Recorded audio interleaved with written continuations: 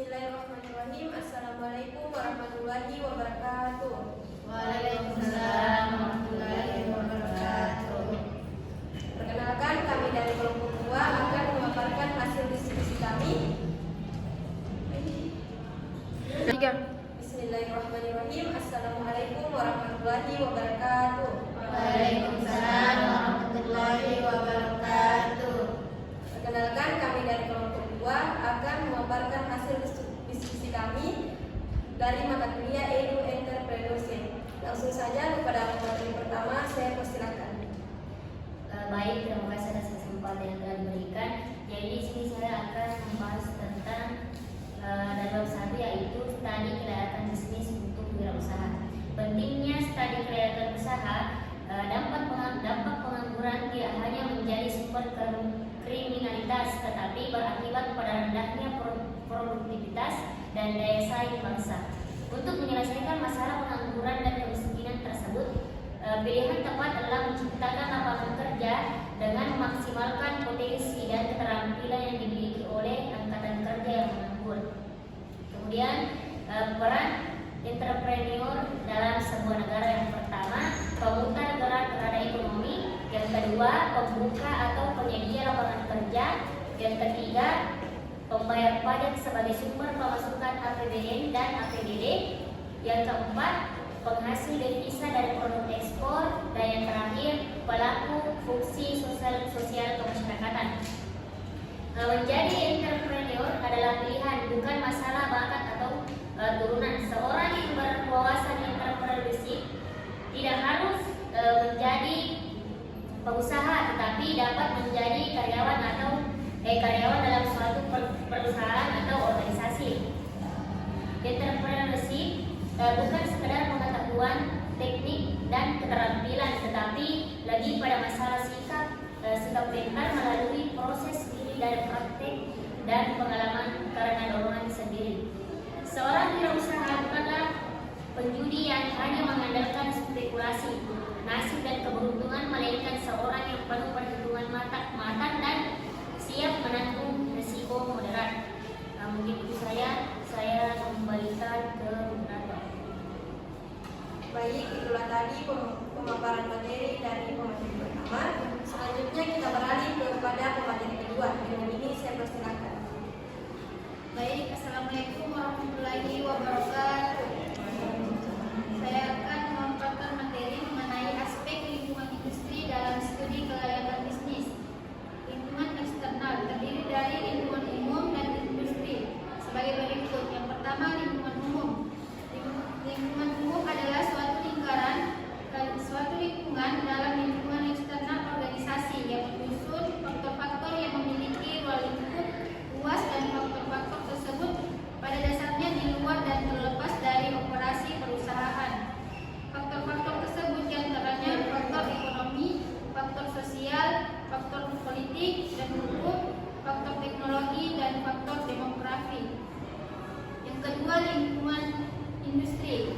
Lingkungan industri adalah gabungan dari lingkungan eksternal organisasi yang menghasilkan komponen-komponen yang secara normal memiliki implikasi yang relatif lebih spesifik dan berlangsung secara operasionalisasi perusahaan.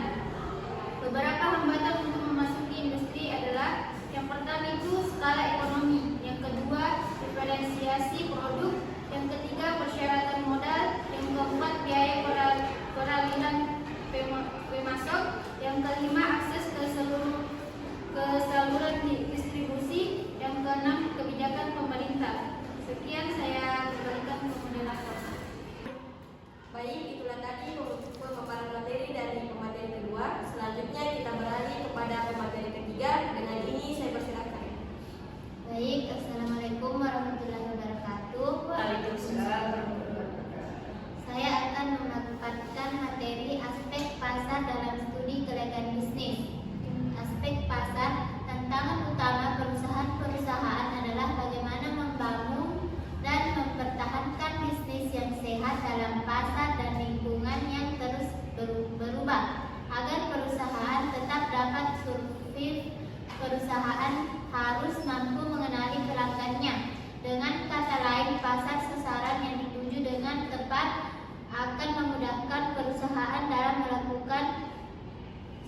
strategi.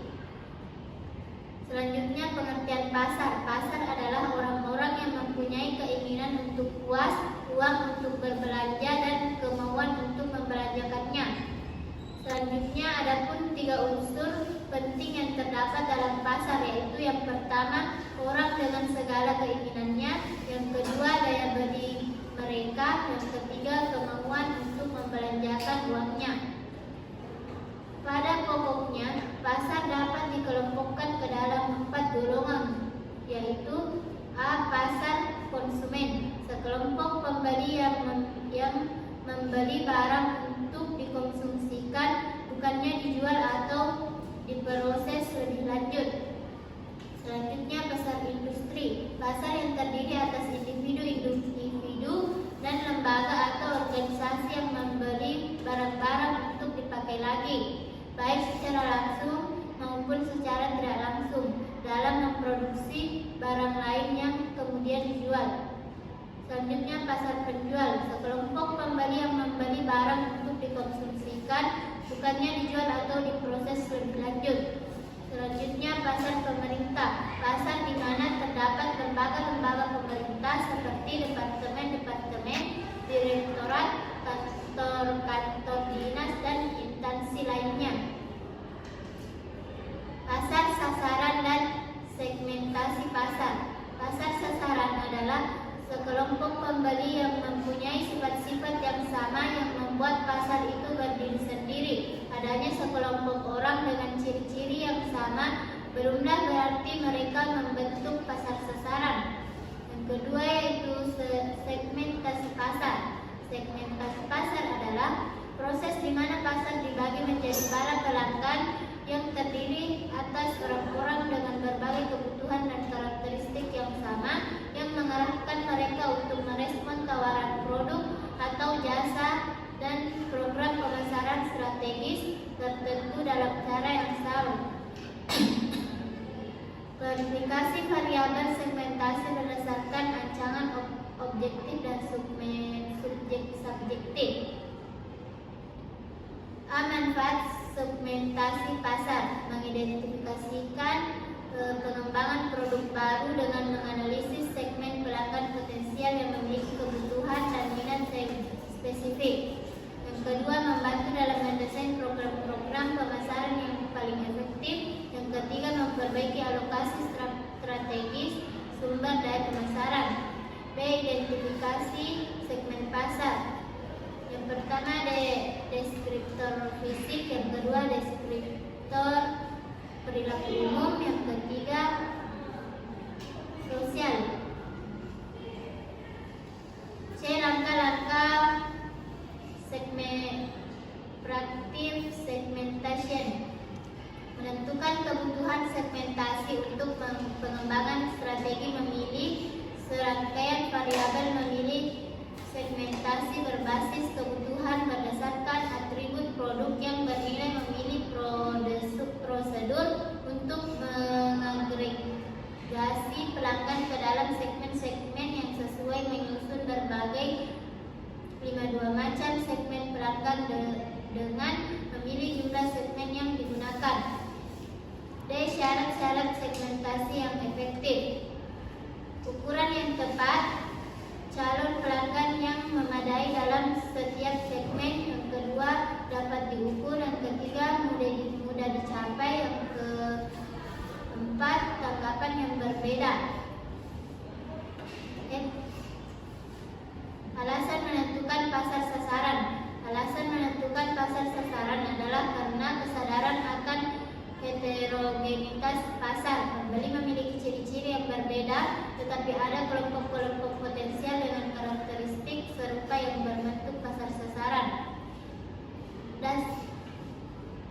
Dasar-dasar penentuan pasar sasaran. Dasar-dasar penentuan pasar sasaran melibatkan evaluasi kelompok konsumen potensial untuk menentukan segmentasi yang tepat. Faktor yang dievaluasi meliputi daya tarik relatif seperti ukuran potensi penghasilan dan pertumbuhan, serta deskriptor fisik.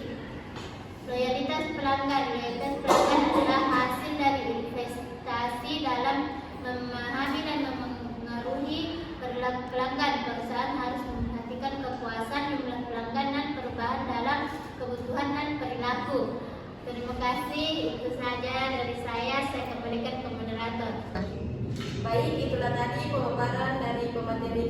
Selanjutnya kita beralih kepada pemateri keempat. Dengan ini saya persilakan.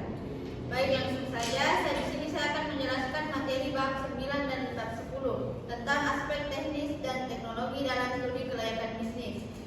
Menurut Haq dan Ken, teknologi informasi adalah seperangkat alat yang membantu Anda bekerja dengan informasi dan melakukan tugas-tugas yang berhubungan dengan pemrosesan informasi.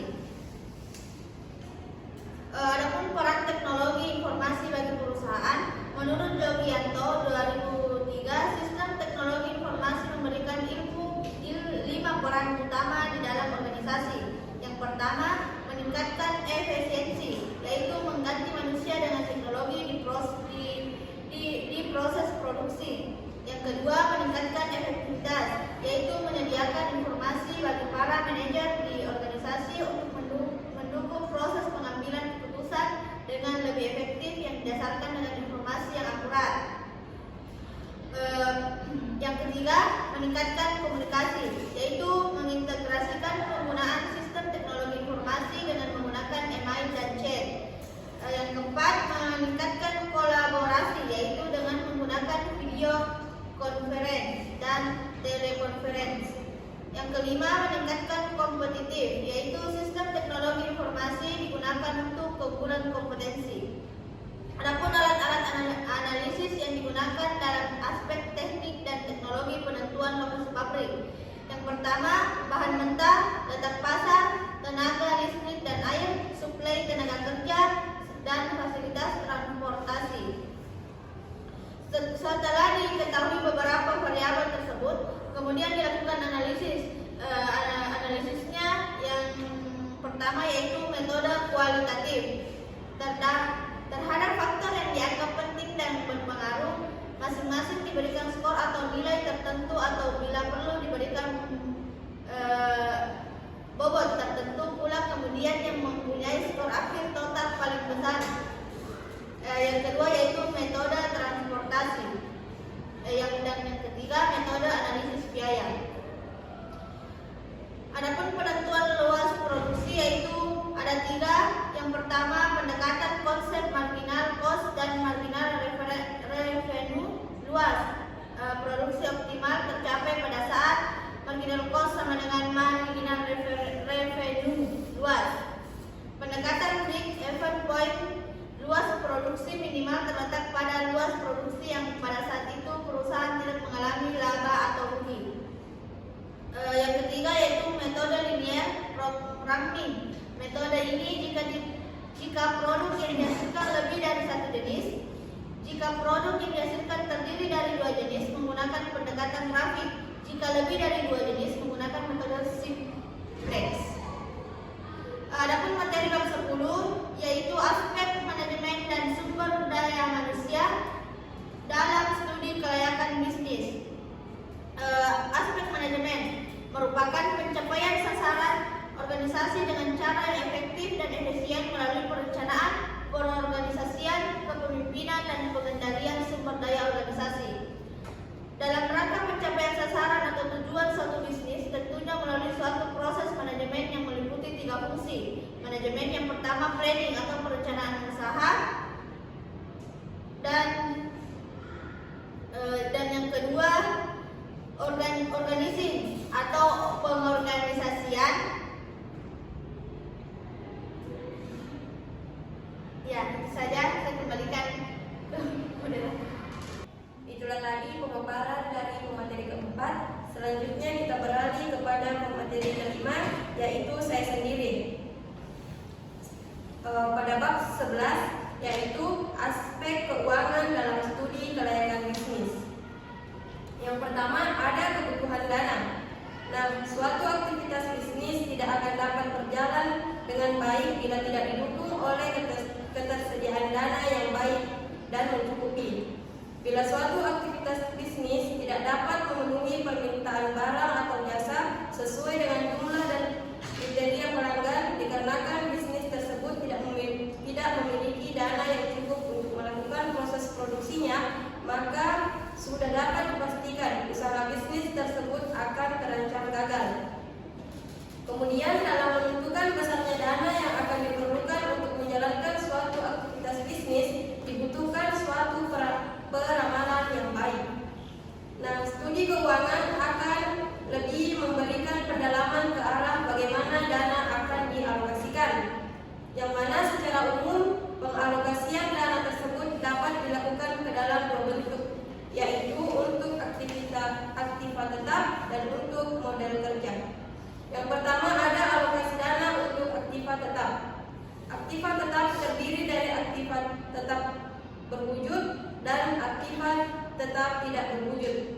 Menurut Barituan 1989, aktiva tetap berwujud adalah aktiva yang berwujud yang dapat digunakan dalam jangka waktu lebih dari satu periode akuntansi, seperti tanah, gedung perkantoran dan peralatannya, gedung pabrik dan mesin-mesin, dan aktiva tetap lainnya.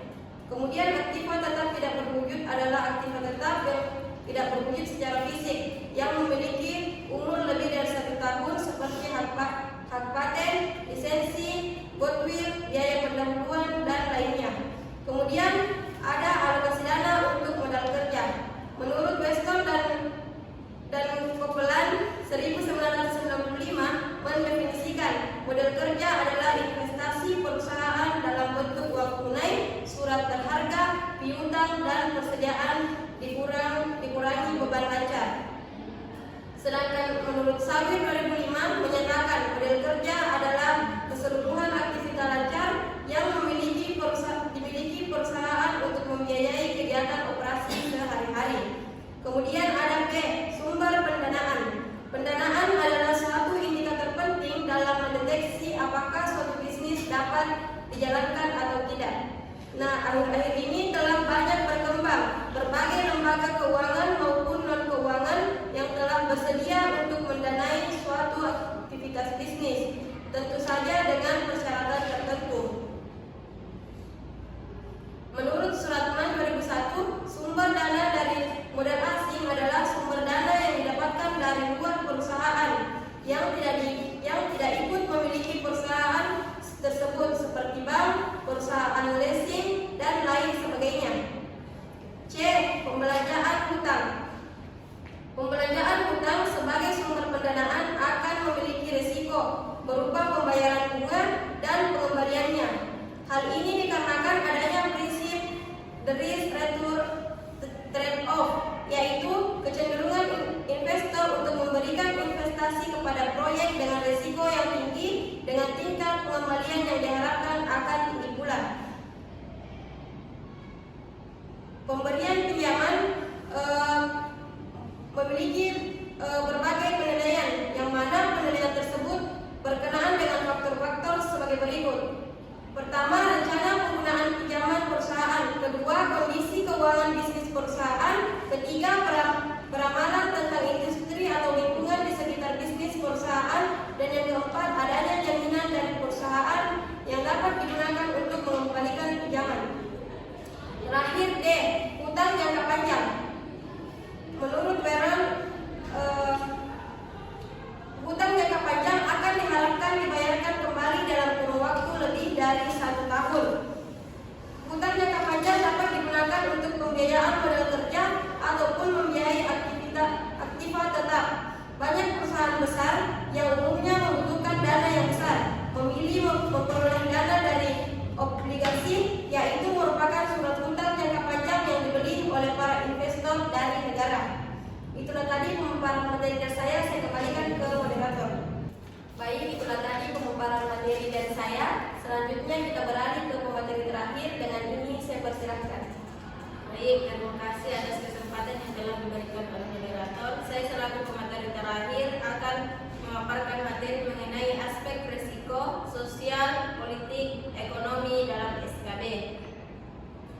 A. Aspek risiko. Risiko dalam manajemen mempunyai berbagai makna. Risiko adalah suatu variasi dari hasil-hasil yang dapat terjadi selama periode tertentu atau probabilitas sesuatu hasil atau outcome yang berbeda dengan yang diharapkan. Risiko dapat juga dikatakan ketidakpastian yang mungkin melahirkan peristiwa kerugian. Salim 1993. Risiko dipengaruhi oleh beberapa hal, yakni yang pertama, keterbatasan dalam hal sumber daya daya informasi yang tersedia. Yang kedua, kelemahan dalam perencanaan yang tidak komprehensif. Yang ketiga, keterbatasan pengetahuan dari para pengambil keputusan.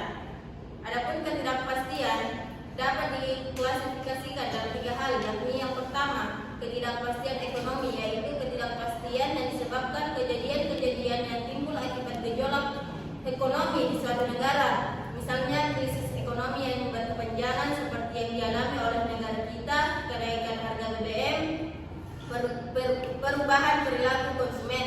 Yang kedua, ketidakpastian politik, yaitu ketidakpastian yang disebabkan kejadian-kejadian politik yang timbul di suatu negara yang menyebabkan kerusuhan, perang atau kudeta militer. Yang ketiga ketidakpastian alam, yaitu ketidakpastian yang disebabkan oleh kejadian-kejadian alam seperti bencana alam, tsunami, gempa, atau kasus lumpur panas Sidorio. Adapun B, macam-macam risiko. Yang pertama, risiko yang tidak sengaja. Yang kedua, risiko yang disengaja. Yang ketiga, risiko fundamental. Yang keempat, risiko khusus. Yang kelima, risiko dinamis. Adapun upaya penanggulangan risiko sesuai dengan sifat dan objeknya, maka ada beberapa cara untuk menanggulangi atau meminimumkan risiko kerugian antara lain. Yang pertama, melakukan pencegahan dan pengurangan terhadap kemungkinan terjadinya peristiwa yang menimbulkan kerugian. Yang kedua, melakukan retensi, artinya mentolerir, membiarkan terjadinya kerugian dan untuk mencegah terganggunya operasi perusahaan akibat kerugian tersebut. Yang ketiga, melakukan pengendalian terhadap risiko. Yang keempat dan yang terakhir, mengalihkan atau memindahkan risiko kepada pihak lain. Adapun risiko yang dihadapi pengusaha, yaitu pertama, risiko real adalah risiko yang terlihat, bisa dihitung, bisa diantisipasi dan bisa dihindari. Termasuk dalam risiko ini adalah kehilangan modal baik yang sudah ditanam dan akan ditanamkan ke dalam perusahaan, kehilangan kesempatan untuk mendapatkan keuntungan masa sekarang ataupun masa depan. Yang kedua, risiko psikologis adalah risiko yang tidak terlihat, tidak bisa dihitung, bisa diantisipasi, tetapi belum tentu bisa dihindarkan. Yang C, analisis aspek ekonomi nasional, aspek-aspek penilaian manfaat suatu proses manfaat dan biaya proyek dapat ditinjau dari sisi rencana pembangunan nasional. Analisis manfaat proyek ditinjau dari sisi ini dimaksud agar proyek dapat memberikan kesempatan kerja bagi masyarakat, menggunakan sumber daya lokal, menghasilkan dan menghemat devisa, menambah pendapatan nasional. Yang kedua, sisi distribusi nilai tambah. Yang ketiga, sisi tenaga kerja. Yang keempat, sisi keuntungan ekonomi nasional. Dan yang terakhir, sisi pengaruh sosial. Mungkin itu saja yang saya sampaikan. Saya kembalikan ke moderator. 3. Baik, itulah tadi pemaparan dari pemateri terakhir. Sekian dari kelompok kami. Lebih dan kurangnya mohon dimaafkan. Wabillahi taufiq wal hidayah. Wassalamualaikum